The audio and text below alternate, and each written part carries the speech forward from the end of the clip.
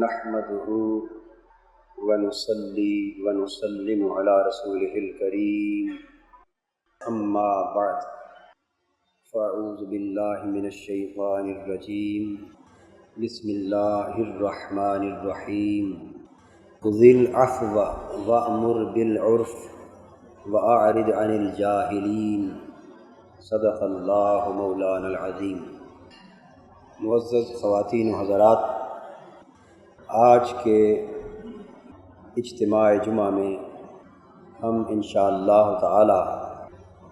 حضور نبی اکرم صلی اللہ تعالی علیہ وآلہ وسلم کی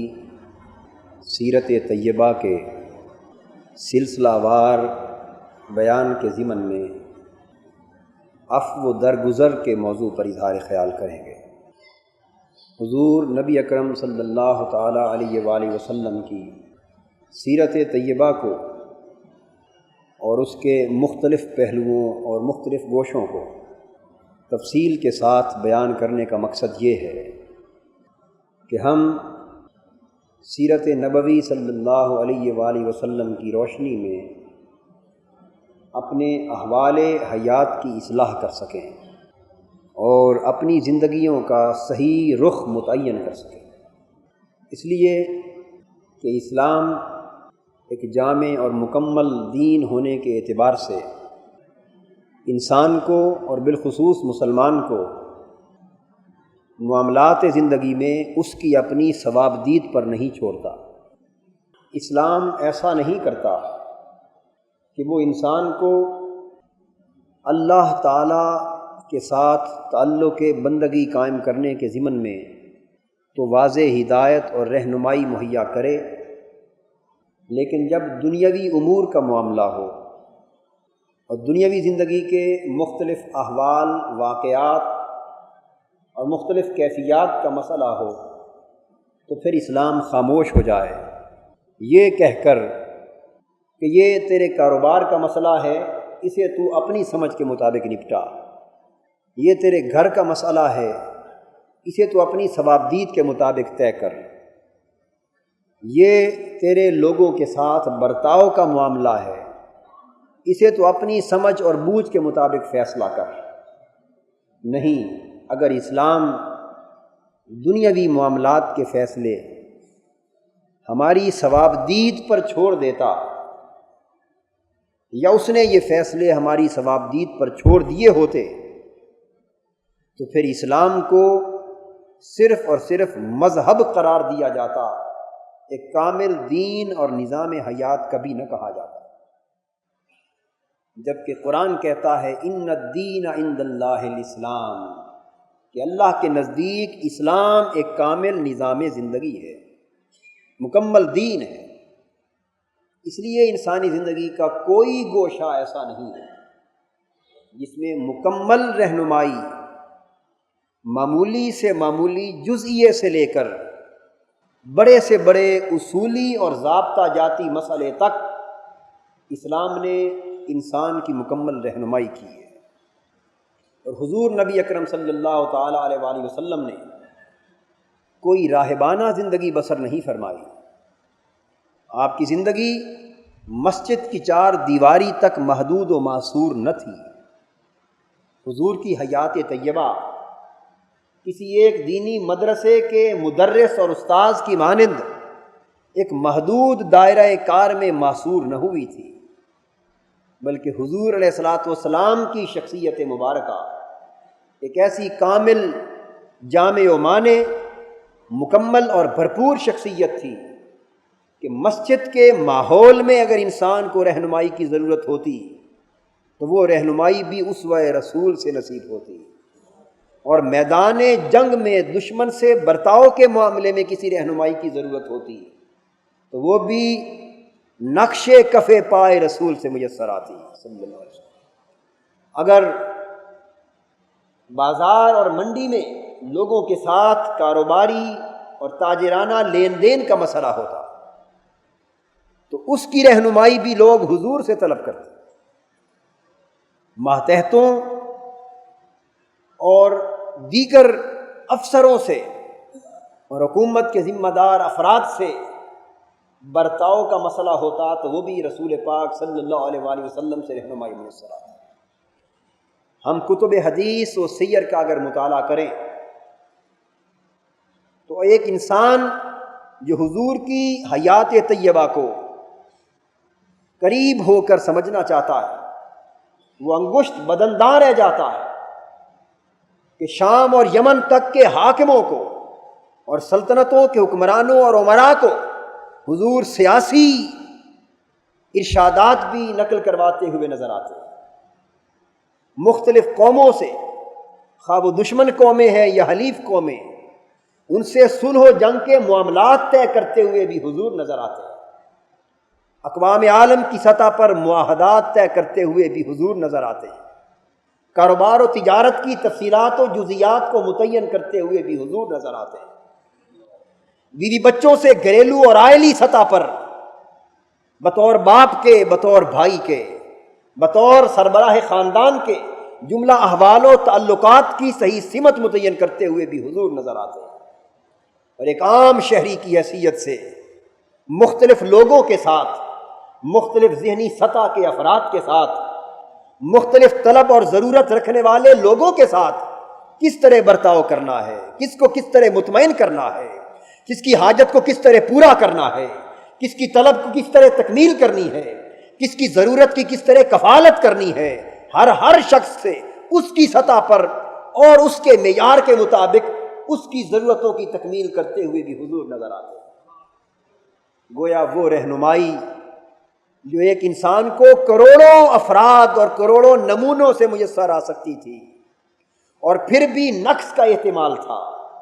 پھر بھی کمی اور کجی کا احتمال تھا، وہ کروڑوں اور اربوں افراد کی رہنمائی ایک ہی پیکر عمل کے اندر دکھائی دیتی ہے، لیکن اسے جس زاویہ نگاہ سے دیکھتے ہیں نہ کوئی کمی نظر آتی ہے نہ کوئی کجی نظر آتی ہے۔ ہر سمت سے حسن اور جمال ہی ہے، ہر سمت سے کمال ہی ہے، ہر سمت سے حضور کا اسوہ بہر طور قیامت تک مثالی نمونہ کے طور پر ہمارے سامنے۔ اس لیے حضور صلی اللہ تعالی علیہ وآلہ وسلم کی سیرت طیبہ کے مطالعے کے حوالے سے یا اسلام کی تعلیمات کے مطالعے کے حوالے سے یہ خیال ذہن میں لانا کہ مذہبی اور دینی رہنمائی تو حضور علیہ الصلوۃ والسلام کے ضابطۂ حیات سے لی جائے اور دنیاوی سطح کی رہنمائی، اس کے لیے ہمیں حضور کے اسوہ کو پڑھنے اور سمجھنے کی ضرورت نہیں، اسے ہم اپنے حالات کے مطابق خود متعین کریں گے۔ نہیں، بنیادی اصول، بنیادی ضابطے، بنیادی اصول، بنیادی رہنمائی کے سارے گوشے اللہ کے رسول نے اپنے اسوہ اور اپنے نمونہ حیات کی صورت میں ہمیں مکمل طور پر عطا کر دیے۔ پھر اس کی جزوی تفصیلات کو طے کرنے کا وقت تھا تو وہ پھر ہر زمانے کے حالات اور تقاضوں پر محمول کر دیا۔ اس لیے حضور علیہ الصلوۃ والسلام کی سیرت طیبہ جس طرح آج سے 1400 سال پہلے وقت کی ضرورت تھی، اسی طرح آج کے وقت کی بھی اشد ضرورت ہے۔ اور اگر زمانہ لاکھوں کروڑوں اربوں برس آگے گزر گیا تو آنے والے وقتوں میں بھی رسول پاک صلی اللہ علیہ وآلہ وسلم کی سیرت طیبہ اس وقت کی اشد ترین ضرورت رہے گی۔ یہ امت جب تک اپنی تمام تر رہنمائی حضور کے اسوہ و نمونہ سے اخذ کرتی رہی، یہ عزت اور وقار کی زندگی بسر کرتی رہی۔ جب سے ہم نے حضور کی سیرت طیبہ سے منہ موڑ لیا، جب سے اسوہ رسول کو ہم نے پس پشت رکھ ڈالا اور دین اور دنیا کی تفریق پر اعتماد کرتے ہوئے مذہب کی ڈھیلی ڈھالی اور لنگڑی قسم کی ناقص رہنمائی ہم نے اسوہ رسول سے لینا شروع کی اور دنیاوی سارے معاملات کو اپنی ثوابدید پر چلانا شروع کیا، اس وقت سے ہمارا مذہب بھی گیا، ہماری دنیا بھی گئی اور ہمارا مقدر ذلت و رسوائی کے سوا اور کچھ نہ رہا۔ آپ کے سامنے میں حضور علیہ الصلوۃ والسلام کی سیرت طیبہ کے مختلف فکری گوشوں کو، مختلف نظری گوشوں کو، مختلف اعتقادی گوشوں کو، مختلف عملی گوشوں کو اور مختلف تنظیمی گوشوں کو اور مختلف نجی گوشوں کو اور مختلف اجتماعی گوشوں کو کھول کھول کر اس لیے عرض کرتا ہوں تاکہ آپ میں سے اور سامعین میں سے ہر فرد کو جس شے پر کوئی الجھن ہو، جس شے پر کوئی اشکال ہو، وہ کسی اور کی درگاہ میں دریوزہ گرنی کرنے کی بجائے براہ راست در رسول پر جھک جائے، اور حکم کی اور رہنمائی کی جو سمت گنبد خضرا کے مکی سے متعین ہوتی ہے، وہ اپنی ثوابدید کے سارے ضابطوں کے پیمانوں کو توڑ کر ساری کی ساری رہنمائی در مصطفیٰ سے حاصل کرے۔ تو آج ہم نے عفو و درگزر کے موضوع کو اپنایا ہے۔ یہاں یہ بھی وضاحت کر دوں کہ حضور علیہ الصلوۃ والسلام کی سیرت طیبہ کے مختلف گوشوں کو پڑھتے ہوئے اور سنتے ہوئے کئی مقامات پر آپ کے ذہن میں ایک اشکال پیدا ہو سکتا ہے کہ ایک طرف ہمارے دنیاوی ضابطے، وہ ضابطے جو ہم ایڈمنسٹریشن، جو سول ایڈمنسٹریشن ہے ہمارے نظام کی، اس سے سیکھتے ہیں، وہ ضابطے جن کی تعلیم ہمیں اکیڈمیز میں دی جاتی ہے، سول اکیڈمیز میں دی جاتی ہے، وہ ضابطے جن کی تعلیم ہمیں سیکریٹریٹ سے ملتی، وہ ضابطے جن کی تلقین ہمیں اپنے مدرسوں سے، اپنے کالجوں سے، اپنی یونیورسٹیوں سے میسر آتی، وہ ضابطے جن کی تعلیم ایک بچہ ماں کی گود سے لیتا ہے، اپنے باپ کی تربیت سے لیتا ہے، گھر کے ماحول سے لیتا ہے۔ ہم دیکھتے ہیں کہ ہر گھر کا ماحول ایک جدا ضابطہ سیرت دے رہا ہے۔ کیا یہ بات غلط ہے؟ ہر گھر کے ماحول سے بچہ زندگی بسر کرنے کے جدا ضابطے حاصل کرتا ہے، ہر دفتر سے زندگی بسر کرنے کے جدا ضابطے ملتے ہیں، ہر افسر اپنے ماحول میں انتظام و انصرام کے جدا ضابطے مہیا کرتا ہے، اور کامل بزرگوں کو چھوڑ کر وہ لوگ جو دنیاوی سطح پر مذہبی، دینی اور روحانی رہنمائی کا فریضہ انجام دے رہے ہیں،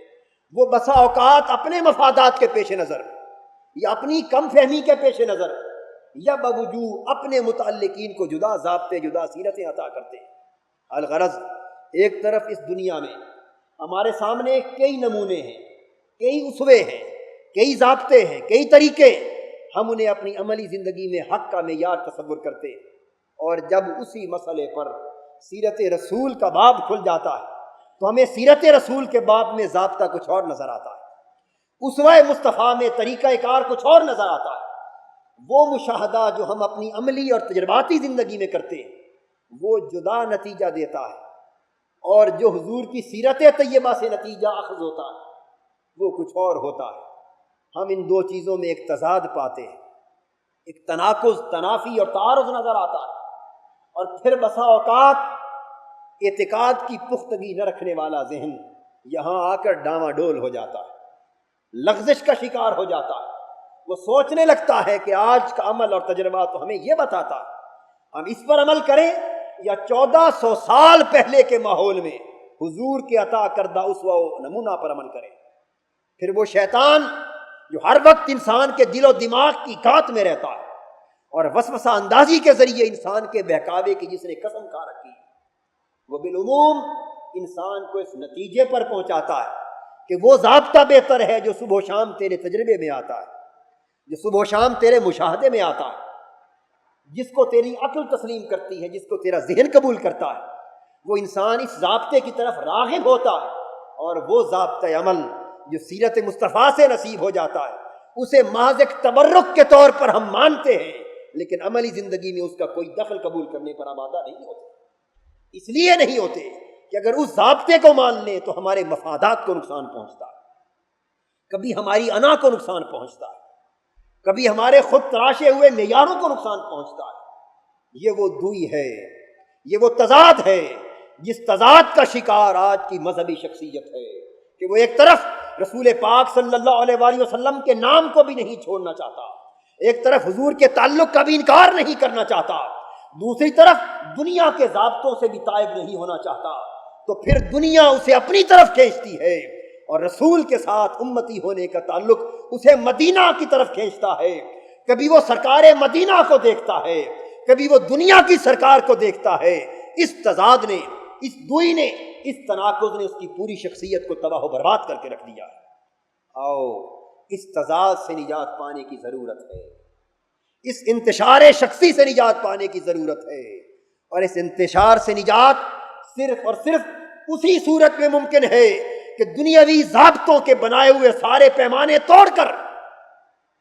دنیاوی اسوہ و نمونہ کے بنائے ہوئے سارے اصول توڑ کر در مصطفیٰ پر جھک جاؤ، اور جو تعلیم حضور کے اسوہ سے نصیب ہوتی ہے وہ تمہاری سمجھ میں آئے یا نہ آئے اسی کو حق مانو، اس پر عمل کرو، اس پر بھروسہ کرو، اس پر توکل کرو، اور صدق اور اخلاص کے ساتھ، منافقت کے ساتھ نہیں، ریاکاری کے ساتھ نہیں، دجل اور فریب کے ساتھ نہیں، دھوکہ دہی کے ساتھ نہیں، صدق اور اخلاص کے ساتھ اس پر عمل کرو۔ نتیجہ ظاہر دکھائی نہ دے پھر بھی عمل کرتے چلے جاؤ، نتیجہ نظر نہ آئے پھر بھی عمل کرتے چلے جاؤ، اس یقین سے کہ یہ آزمائش ہو سکتی ہے لیکن میرے مصطفیٰ کا بتایا ہوا ضابطہ ناکام نہیں ہو سکتا۔ اگر اس یقین کامل کے ساتھ تم اس کے ساتھ وابستہ رہے، اس کے ساتھ منسلک رہے، تو وہ وقت آئے گا جب آزمائش کا دور ختم ہوگا اور اسوہ رسول کی برکت تمہیں زندگی کے بنر سے نکال کے لے جائے گی۔ رسول پاک صلی اللہ علیہ وآلہ وسلم کی خدمت میں ایک صحابی آتے اور پیٹ کی تکلیف کا اظہار کرتے ہیں۔ میرے آقا نے تلقین کیا کہ تو شہد کھایا کر۔ اس نے شہد کھایا،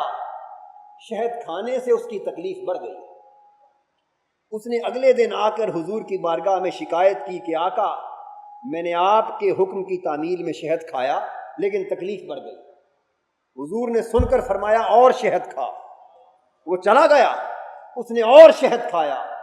تکلیف اور بڑھ گئی۔ اس نے پھر آ کر تیسرے دن شکایت کی کہ حضور تعمیل تو کر رہا ہوں لیکن تکلیف اور بڑھ گئی۔ فرمایا اور شہد کھا۔ اس نے پھر اور شہد کھایا۔ وہ کئی دن حضور کے ارشاد پر شہد کھاتا رہا، تکلیف بڑھتی رہی، لیکن وہ صحبت مصطفیٰ کا فیض یافتہ تھا۔ اسے علم تھا کہ یہ نقصان بھی میری منفعت کا باعث ہے لیکن حضور کے حکم میں کوئی غلطی نہیں ہو سکتی۔ اس نے تکلیف کی زیادتی کو قبول کیا، اپنے مشاہدے کو ٹھکرا دیا، اپنے تجربے کو ٹھکرا دیا، لیکن اس وقت تک شہد کھاتا رہا جب تک اس کی ساری مرضیں کلیتاً ختم نہ ہو گئی۔ اور یہ حضور بھی آزما رہے تھے۔ ایمان اسے کہتے ہیں کہ جو بن دیکھے لایا جاتا ہے، نظر کچھ اور آ رہا ہو لیکن زبان مصطفیٰ کا حکم ہے کچھ اور نظر آئے لیکن مانے اسی کو جو حضور نے فرما دیا، دکھائی کچھ اور دے لیکن اسی کو مانے جو حضور نے کہہ دیا۔ تو ایمان ان کا کامل تھا کہ زبان مصطفیٰ سے جو کچھ نکل گیا انہوں نے اپنے مشاہدے کو غلط کہا، اپنی عقل و خیرت کو غلط کہا، اپنے تجربہ کو غلط کہا، اپنے دنیاوی ضابطوں کو غلط کہا، لیکن قول و عمل رسول کو کبھی غلط تصور نہ کیا۔ آپ کے سامنے سیرت مصطفی صلی اللہ علیہ وآلہ وسلم کا بیان کرنا خدا گواہ ہے اسی غرض کے لیے ہے، اسی مقصد کے لیے ہے کہ سیرت مصطفیٰ سے آپ کے اور ہمارے دلوں میں وہ محبت پیدا ہو، وہ لگن پیدا ہو، وہ صدق اور اخلاص پیدا ہو، وہ توکل، اعتماد اور یقین کی کیفیت پیدا ہو کہ پھر سورج مشرق کی بجائے مغرب سے طلوع ہو جائے۔ انسان اس واقعے کو تو قبول کر لے لیکن اس تصور کو گنجائش نہ دے کہ میرے آقا کی سیرت کے اصول میں کوئی غلطی ہو سکتی ہے۔ نہیں، حضور نے جو کہہ دیا وہ ابد الآباد تک حق ہے، زمانہ اسے مانے یا نہ مانے، زمانہ سمجھے یا نہ سمجھے، حق وہی ہے۔ اور اگر اس حق پر آپ قائم رہے تو پھر زمانے کے مشاہدے بدل جائیں گے، زمانے کے تجربے بدل جائیں گے، اور وہ وقت آئے گا کہ زمانہ اس اصول کے مطابق چلے گا۔ لیکن اس کا کیا علاج کہ ہم یقین بھی کامل نہ رکھیں، اعتماد اور توکل بھی نہ رکھیں۔ رسول پاک صلی اللہ تعالیٰ علیہ وآلہ وسلم کی سیرت طیبہ سے متعدد سبقوں میں سے جو ایک سبق ہمیں عفو درگزر کا ملتا ہے، آج اختصار کے ساتھ ہمیں اس پر کچھ روشنی ڈالنی۔ قرآن مجید کی وہ آیت کریمہ جسے میں نے ابتدا میں تلاوت کیا، اس میں اللہ رب العزت نے ارشاد فرمایا حضور کو، خذ العفو، میرے محبوب صلی اللہ علیہ وآلہ وسلم تو معاف کرنے کا طریقہ اختیار کر۔ اب یہ ایک اصول دیا جا رہا ہے، خذ العفو، محبوب عفو درگزر، یعنی زیادتی اور غلطی کرنے والوں کو معاف کرنے کا طریقہ سیکھ اور معاف کرنے کا وتیرہ اپنا اور معاف کرنے کی روش اختیار کر۔ وَأْمُرْ بِالْعُرْفِ، کوئی مانے یا نہ مانے تو سچی بات کہتا چلا جا، بھلائی کا حکم دیتا چل۔ وَأَعْرِضْ عَنِ الْجَاهِلِينَ، اور جاہل لوگ، اکھڑ لوگ اگر سختی سے، بد تہذیبی سے اور زیادتی کے ساتھ بھی پیش آئیں تو تو نظر ان کے عمل سے پھیر لے۔ اس آیت کریمہ میں 3 حکم ہیں۔ پہلا حکم عفو درگزر کا ہے، دوسرا حکم ہر حال میں بھلائی کی تلقین کرتے رہنے کا، اور تیسرا حکم یہ ہے کہ کوئی تجھ سے زیادتی کرے تو تو اپنے عمل کو اس کی زیادتی کی روشنی میں متعین نہ کر، بلکہ وہ زیادتی اس کا عمل رہنے دے اور اپنا لطف و کرم اپنا عمل رہنے دے۔ اگر انسان اپنے عمل کو دوسروں کے عمل کی روشنی میں متعین کرنا شروع کر دے تو پھر اس کی اپنی شخصیت ختم ہو جاتی، اس کی شخصیت پھر دوسروں کے عمل کے محور کے گرد گھومتی کہ جو عمل دوسرے نے کیا اسی کے رد عمل کے طور پر آپ نے اپنا کردار متعین کر لیا۔ اس نے گالی دی، آپ نے اس کی گالی کے جواب میں گالی دی، تو آپ کا اپنا کوئی کردار نہ رہا، اصل کردار دوسرے کا ہے، وہ جس رخ پر چلتا ہے آپ اسی رخ پر چلتے چلے جاتے ہیں۔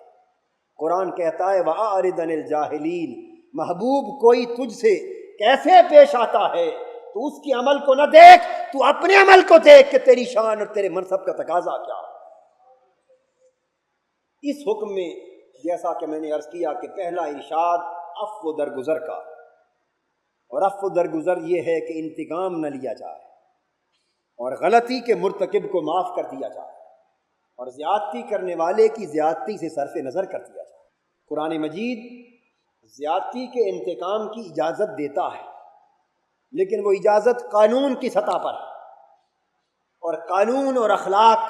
ان دونوں کے معیار مختلف ہیں۔ عین ممکن ہے کہ ایک چیز قانون میں جائز ہو لیکن اسی شے کو اخلاق حسنہ کے معیار پہ پرکھا جائے تو اسے جائز تصور نہ کیا جائے۔ اگر ایک شخص نے آپ کے ساتھ زیادتی کی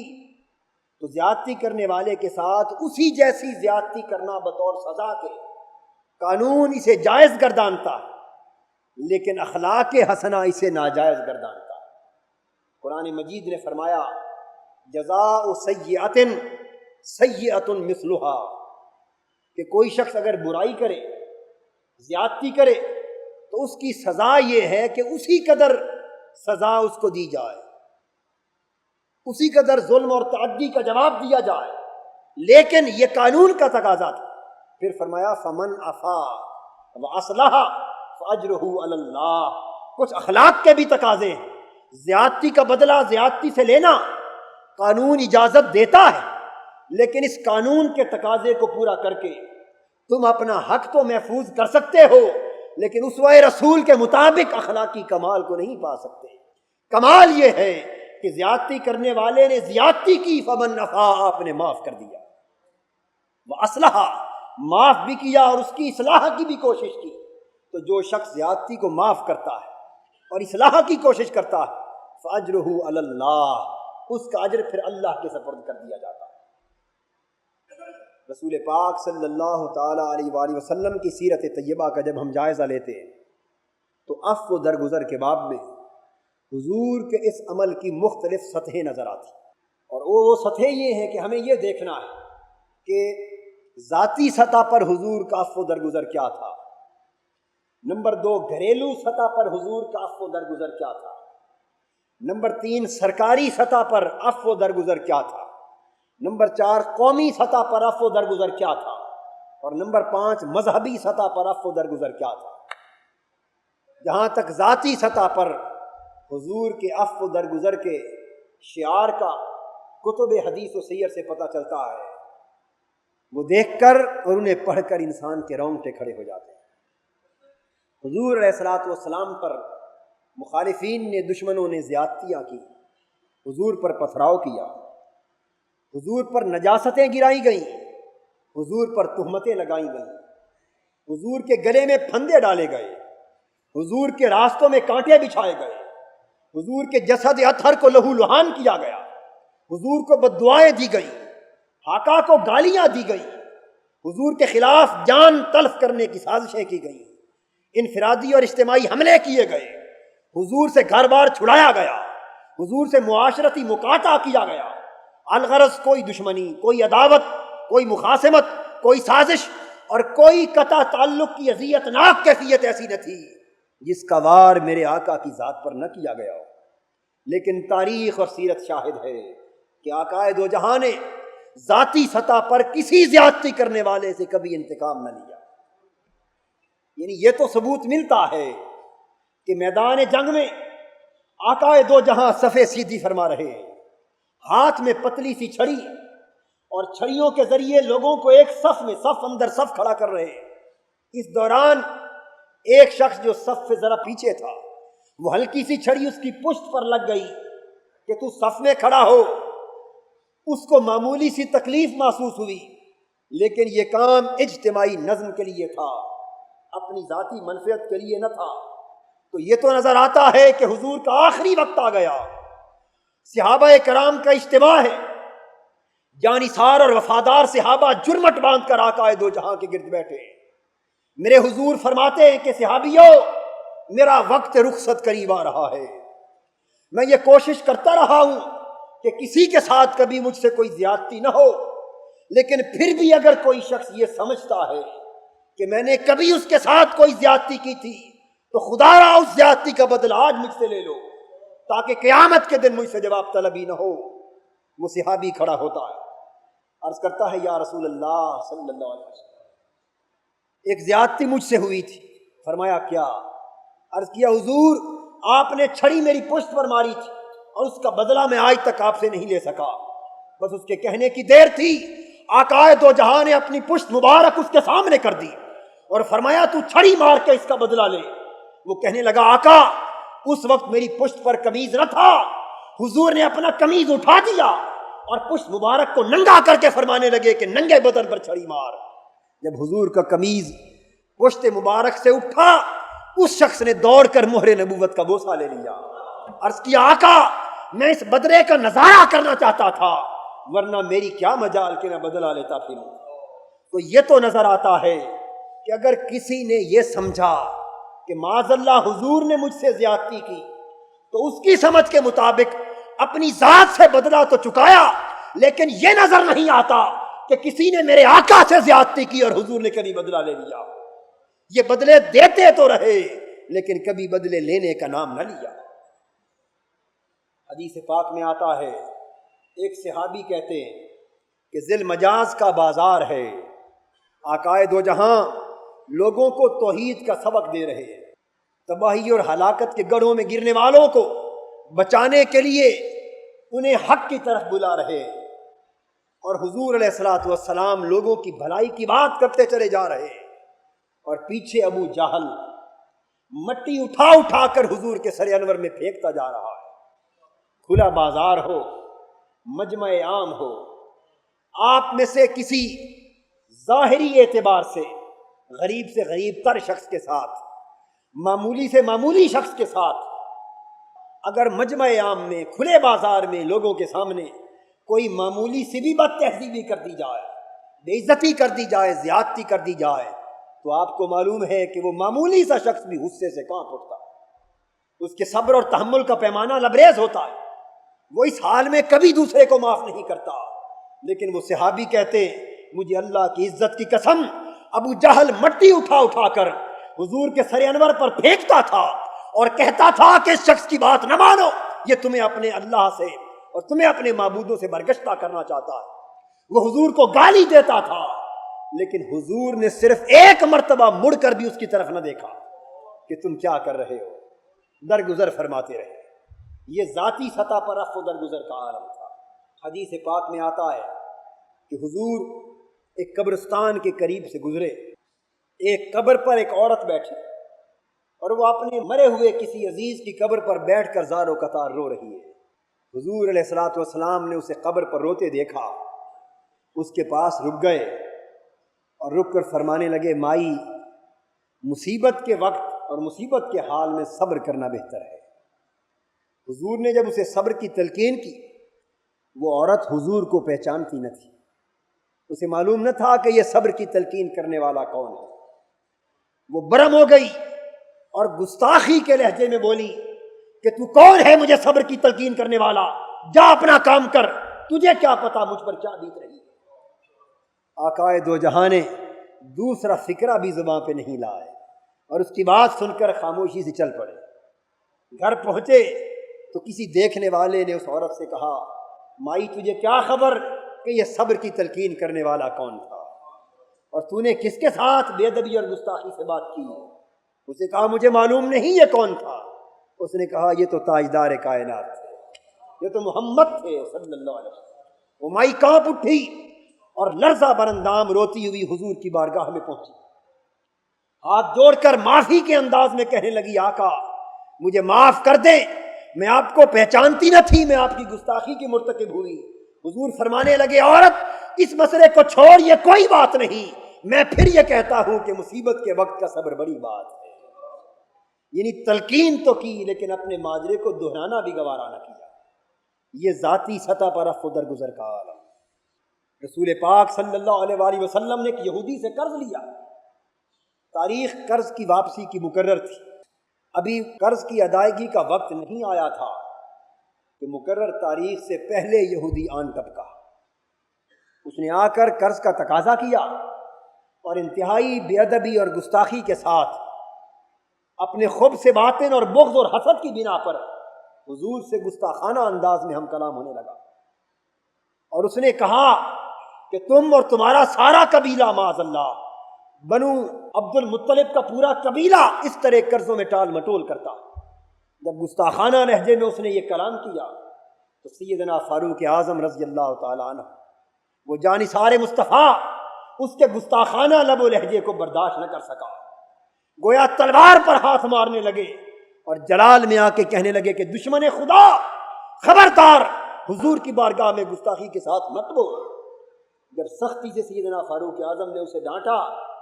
تو حضور کے چہرے انور پر اس گستاخ یہودی کی بات سے تو کوئی ملال نہیں آیا تھا، حضرت عمر کے کلام سے ملال آ گیا۔ فرمانے لگے عمر تجھ سے یہ توقع نہ تھی، اسے ڈانٹنے کی توقع نہ تھی، تجھے تو یہ چاہیے تھا کہ اسے نرمی کی تلقین کرتا اور مجھے کہتا کہ حضور قرض جلدی ادا فرما دے۔ اگر تو میرے سبب سے میرے مخالف سے اس انداز سے بولے گا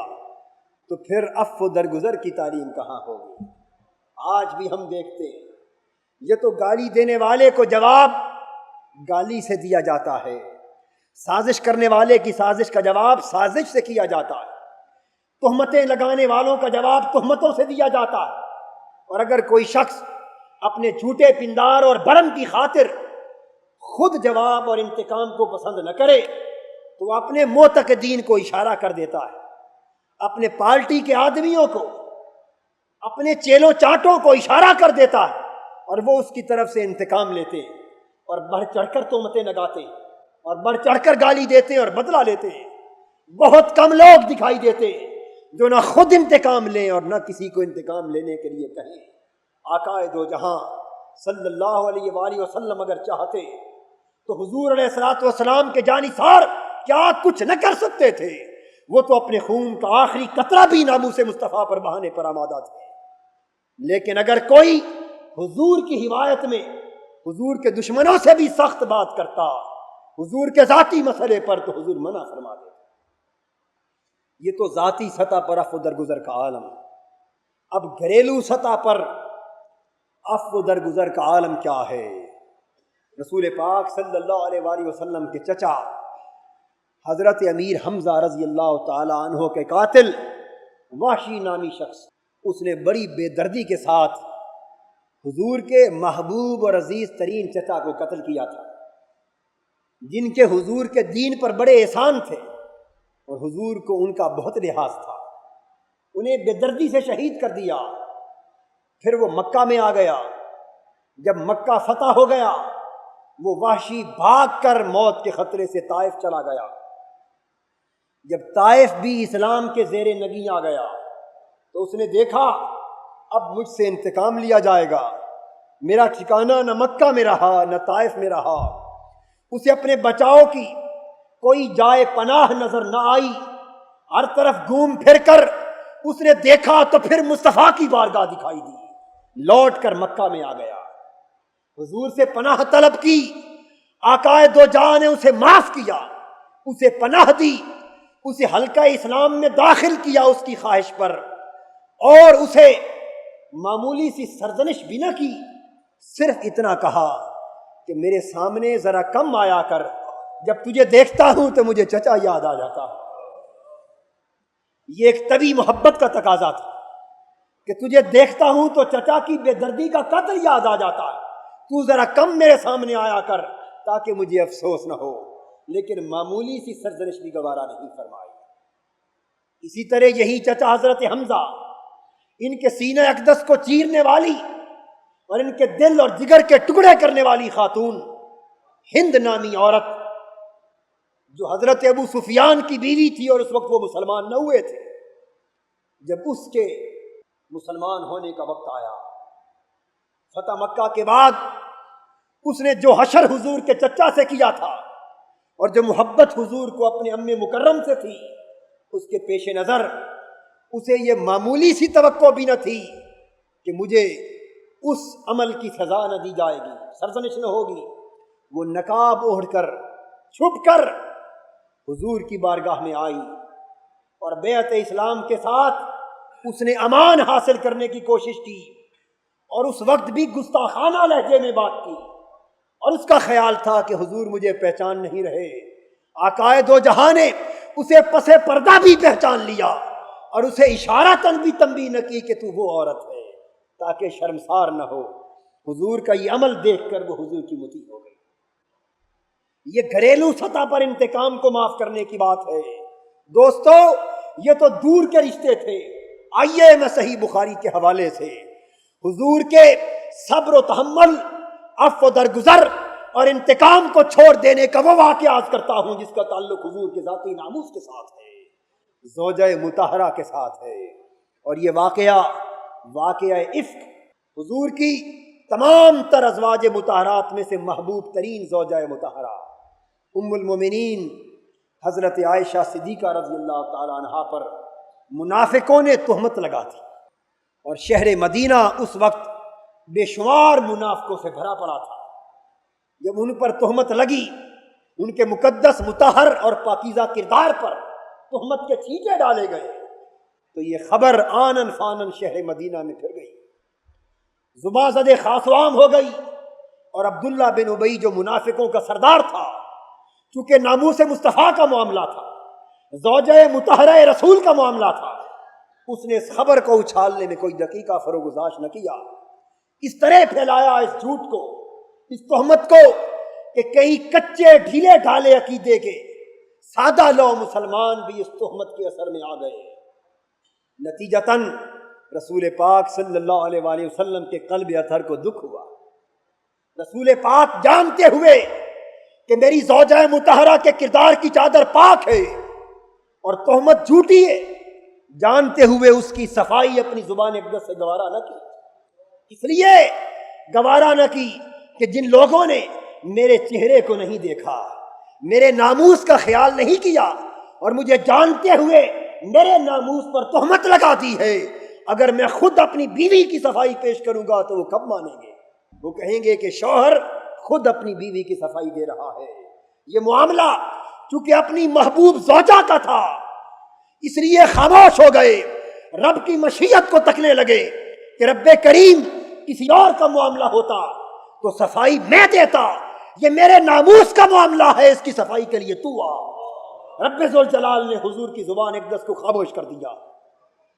حضرت عائشہ صدیقہ رضی اللہ تعالی عنہا کو حضور نے لوگوں کی تہمتوں کی شدت کے سبب سے اپنے میکے بھیج دیا۔ صدیق اکبر ہے کہ وہ بھی روتے ہیں، عائشہ صدیقہ ہے کہ چھپ چھپ کر وہ بھی روتی ہیں، آقا دو جہاں کا قلب انور ہے کہ وہ بھی ملول ہے، جانتے ہیں کہ چادر پاک ہے۔ صحیح بخاری گواہ ہے، 3 مقامات پر حضور نے قسم کھا کر فرمایا۔ بعض لوگوں کو یہ غلط فہمی ہوئی کہ حضور کو یہ علم نہ تھا کہ حضرت عائشہ صدیقہ رضی اللہ تعالی عنہ پر تہمت سچی ہے معاذ اللہ یا جھوٹی ہے۔ یہ تصور غلط ہے، آقا دو جہاں کو علم تھا، یقین تھا۔ صحیح بخاری میں ہے کہ حضور نے فرمایا واللہ ما علمت علی اہلی الا خیرا، اللہ کی قسم مجھے علم ہے کہ میری عائشہ کا دامن پاک ہے، میں اپنی عائشہ پر کسی بدگمانی کو قبول نہیں کرتا۔ رب کی عزت کی قسم کھا کر اس امر کی وضاحت کی، لیکن لوگوں کے سامنے صفائی اس لیے نہ دی کہ اگر صفائی حضور دیتے تو قرآن کی پوری سورت نور کیسے آتی؟ خاموش رہے حتیٰ کہ سورت نور نازل ہو گئی، اور سورت نور حضرت عائشہ کی برات، ان کی فضیلت، ان کی تطہیر اور ان کے تزکیہ میں نازل ہوئی۔ تہمتیں لگانے والوں کو عذاب ہوا، ان کو سزا دی گئی۔ لیکن عفو و درگزر کے حوالے سے جو عرض کر رہا تھا، اس عرصے میں حضور اپنے جانثاروں کو بھی ٹٹولتے رہے، مجلس میں بیٹھتے اپنے ساتھیوں سے بھی پوچھتے کہ تم کیا کہتے ہو۔ حضرت عمر سے پوچھا، عمر تو کیا کہتا ہے؟ حضرت عمر عرض کرنے لگے، یا رسول اللہ، ہم نے آج تک آپ کے بدن مبارک پر مکھی کو بیٹھتے ہوئے نہیں دیکھا۔ جو رب یہ گوارا نہیں کرتا کہ آپ کے بدن پر مکھی بیٹھے، وہ آپ کی زوجہ مطہرہ کے کردار کے یہ دھبا کب گوارا کرتا ہے؟ پوچھا، عثمان تیری رائے کیا ہے؟ حضرت عثمان عرض کرنے لگے، آقا رب ذوالجلال کی عزت کی قسم، ہم نے آج تک زمین پر آپ کا سایہ نہیں دیکھا۔ جو رب یہ گوارا نہیں کرتا کہ آپ کا سایہ زمین پر پڑے، کہ کہیں کسی کا پاؤں آپ کے سائے پر نہ آ جائے، وہ یہ کب گوارا کرتا ہے کہ زوجہ مطہرہ کا دامن باغ مار؟ یہ سب کچھ علم تھا، لیکن خاموش رہے۔ یہ صبر تھا، یہ تحمل تھا۔ اب عفو درگزر کا یہ عالم، ان تہمت لگانے والوں میں ایک شخص ابن اساسہ بھی شامل ہے، اور یہ وہ غریب شخص تھا کہ حضرت ابو بکر صدیق رضی اللہ تعالیٰ عنہ، حضرت عائشہ صدیقہ رضی اللہ تعالیٰ عنہ کے والد، اندازہ کر لیں کہ کسی کی پاک سیرت بیٹی پر تہمت لگ جائے تو ابو بکر جیسے والد کے دل کے رنج و ملال کا عالم کیا ہوگا۔ حضرت ابو بکر اس ابن اساسہ کو روزینہ دیتے تھے، روزانہ پیسے دیتے تھے، تب اس کے گھر کا خرچ چلتا تھا۔ ان کی مدد اور کفالت پر اس کا انحصار تھا۔ اس نے بھی تہمت لگانے والوں میں اپنے آپ کو شامل کر لیا۔ سیدنا صدیق اکبر، اور صاف ظاہر ہے کہ ان کا حوصلہ مصطفیٰ کے حوصلہ کے برابر تو نہیں ہو سکتا۔ جب دیکھا تو اس کا روزینہ بند کر دیا، اس کی کفالت سے ہاتھ کھینچا۔ میرے آقا نے فرمایا، ابو بکر، اللہ کی آیت اتری ہے کہ وَلْيَعْفُوا وَلْيَصْفَحُوا أَلَا تُحِبُّونَ أَن يَغْفِرَ اللَّهُ لَكُمْ وَاللَّهُ غَفُورٌ رَحِيمٌ۔ لوگو، جن غریبوں کی مدد کرتے ہو، اگر انہوں نے زیادتی بھی کر دی تو پھر بھی معاف کر دو، کہ ان کو تم معاف کرو گے تو رب تم سے محبت کرے گا۔ اسی دن ابن اساسہ کو بلا کر کہا کہ تیرا عمل تیرے ساتھ، لیکن تیرا روزینہ آج سے پھر بحال ہے۔ اس کو معاف کر دیا۔ اور آپ حیران ہوں گے یہ جان کر کہ اس تہمت نے کتنے ذہنوں کو پریشان کیا کہ حضور کے نعت گو شاعر حضرت حسان بن ثابت بھی اس الجھن میں آ گئے۔ وہ بھی تہمت لگانے والوں سے مل گئے، انہوں نے بھی زبان سے اس تہمت کی افواہ کو پھیلایا۔ حضرت عائشہ صدیقہ رضی اللہ تعالیٰ عنہ کا قلب انور ملول ہوا، رنجیدہ ہوا۔ قربان جائیں آقا آپ کے عفو درگزر کی عظمت پر کہ جو شخص آپ کی زوجہ مطہرہ پر تہمت لگا رہا ہے، وقت کے بعد اسے احساس تو ہو گیا، معافی تو مانگی، لیکن حضور نے اپنے دربار کا شاعر ہونے سے اس کو بھی منع نہ فرمایا۔ اور وہ وقت آیا کہ جب حضرت زبیر ایک روز حضرت عائشہ صدیقہ رضی اللہ تعالیٰ عنہ کے سامنے حضرت حسان بن ثابت کو برا بھلا کہنے لگے،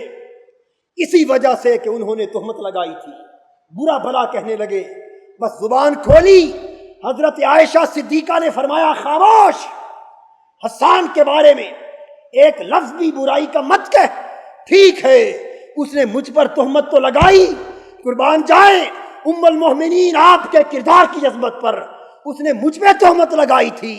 لیکن اسے گالی نہ دے، اس لیے کہ وہ میرے محبوب کی تعریف کرتا ہے، حضور کی نعت کہتا ہے، حضور کے قصیدے کہتا ہے،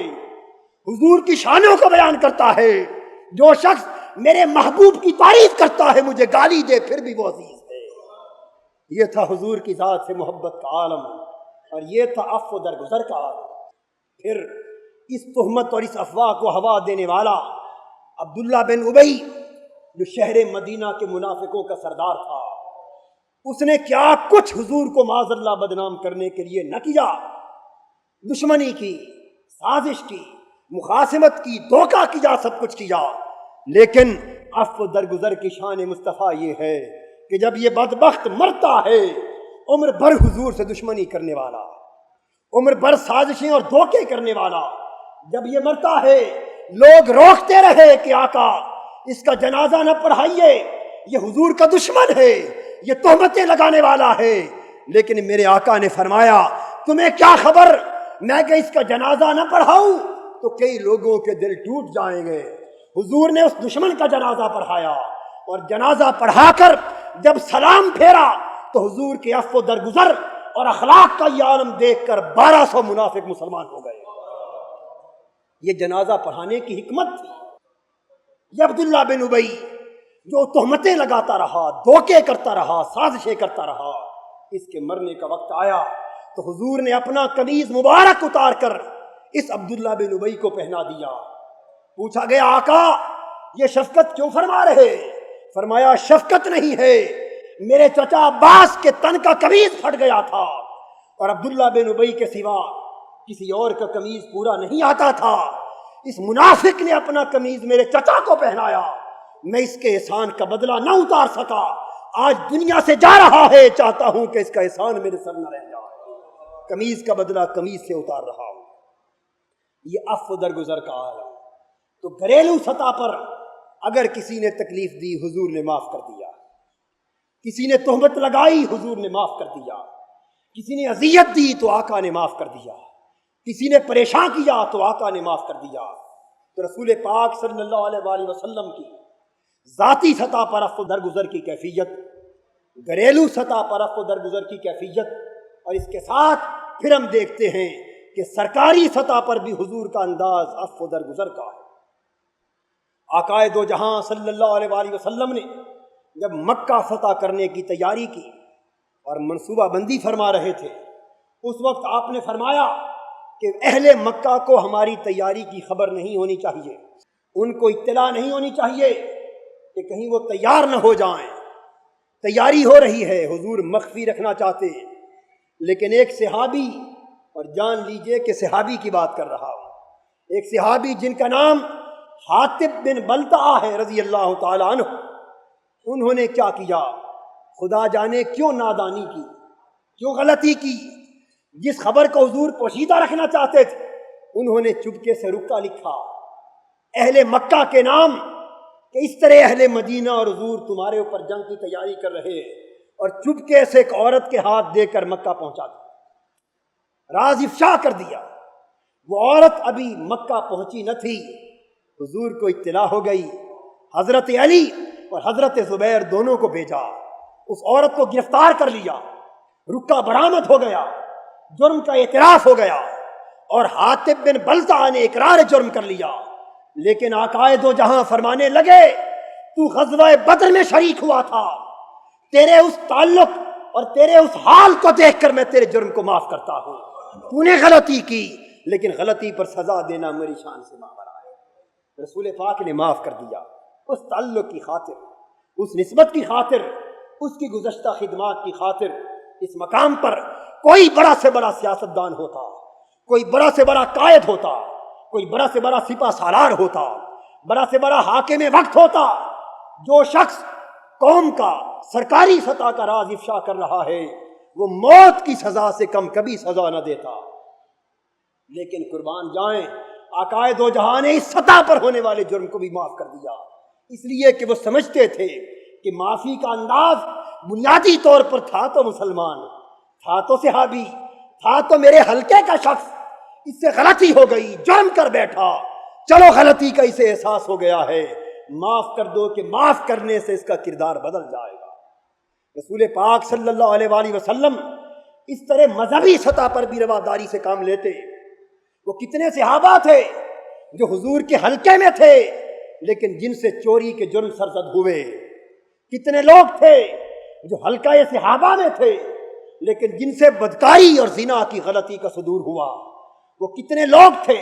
جو حلقہ صحابہ میں تھے اور شادی شدہ ہو کر بھی بدکاری کے جرم کا ارتکاب کر بیٹھے، کتنے صحابہ میں تھے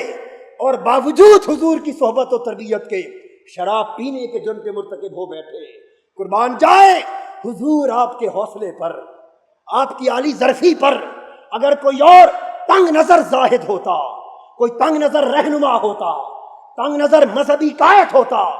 تو وہ یہ سمجھ کر کہ میرے حلقے کے لوگ یہ جرم کرتے ہیں، وہ انہیں ناک آؤٹ کر دیتا، انہیں بھگا دیتا، اپنے دروازے ان پر بند کر لیتا،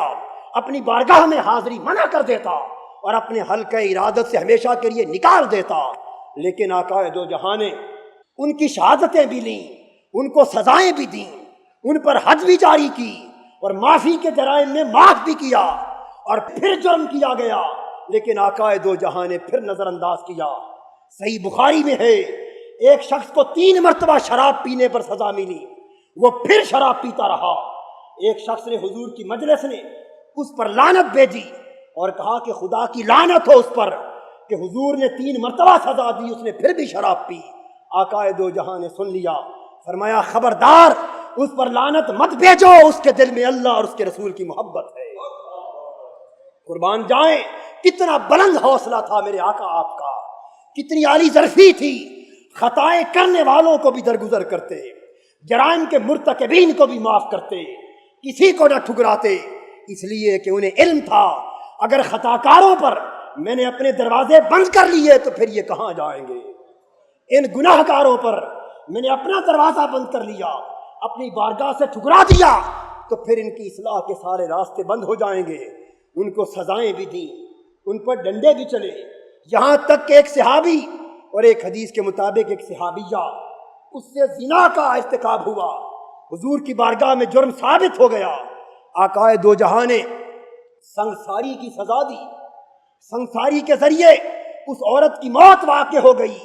وہ اپنے انجام کو پہنچی۔ اگر ہم جیسے کوئی نام نہاد مذہبی رہنما ہوں تو ہم زندگی بھر اس کا نام لعنت اور ملامت سے لیتے رہے کہ وہ ایسی عورت تھی، وہ ایسی عورت تھی، لیکن قربان جائیں عفو درگزر کے عالم پر کہ حضور نے فرمایا مجھے اللہ کی عزت کی قسم، اس عورت نے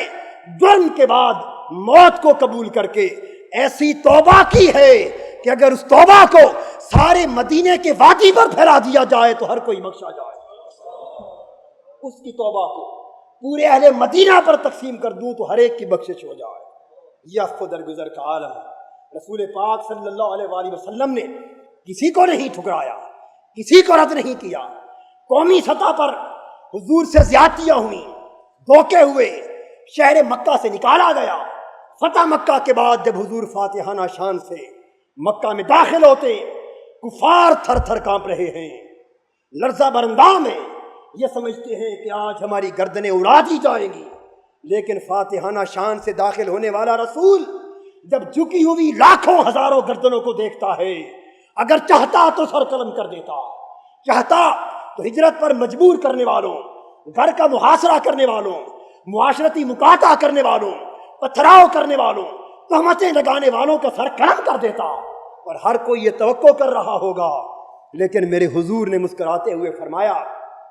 لا تثریب علیکم اليوم اذهبوا فانتم الطلقاء، آؤ مجھ سے دشمنی کرنے والوں، آج تمہاری کوئی گرفت نہیں، جاؤ میں نے تمہیں آزاد کر دیا۔ طائف کے بازاروں میں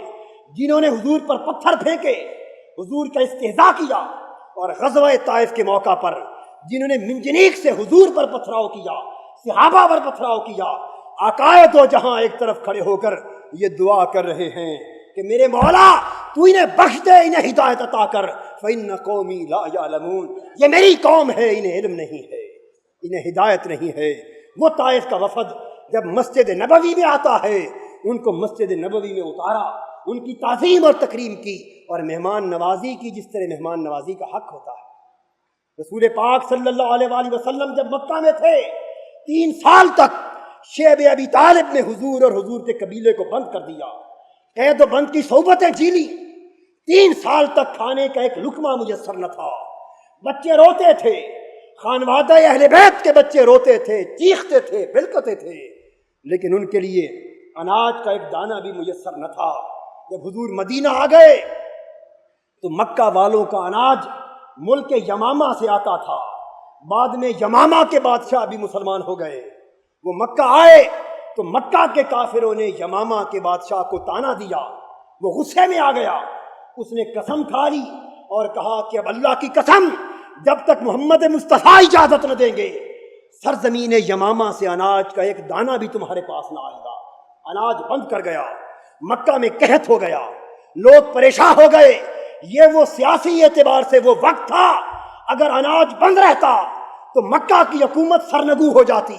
معافی مانگتی، صلح کر لیتی اور اپنا نظام حضور کے سپرد کر دیتی کہ اناج کا اور کوئی ذریعہ اور کوئی راستہ نہ تھا۔ لیکن یہ حضور کے دشمن،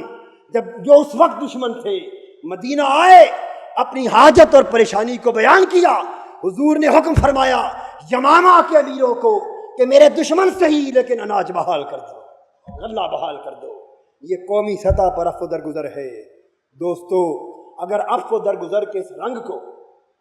ہم اپنی سیرت اور کردار کا جزو لا ينفق بنا لے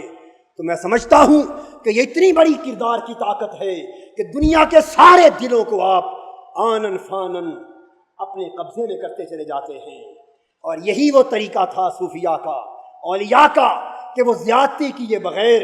تلواروں کو ہلائے بغیر، اپنے کردار کی محبت سے، عفو درگزر سے، اپنی محبت و معانست سے لوگوں کے دل جیتتے جاتے تھے۔ آج ضرورت اس بات کی ہے کہ ہم عفو درگزر اور محبت و مودت کے طریقے کو اپنائیں تاکہ دلوں کو دلوں سے راہ نصیب ہو۔ اللہ پاک حضور کی سیرت طیبہ کے صدقے ہمارے حال کو بہتر کرے۔ وما علینا الا البلاغ۔